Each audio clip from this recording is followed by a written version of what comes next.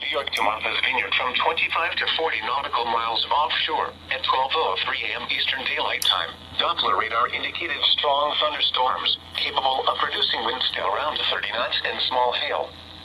These thunderstorms were located along a line extending from near buoy 44,017 to 28 nautical miles southwest of the coastal waters southeast of Block Island, moving northeast at 20 knots.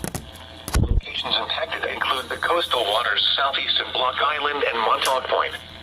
Expect gusty winds to around 30 knots, briefly rough seas, and lightning strikes. Consider heading for safe harbor until these storms pass. Frequent lightning is occurring with these storms. If caught on the open water, stay below deck if possible and keep away from ungrounded metal objects.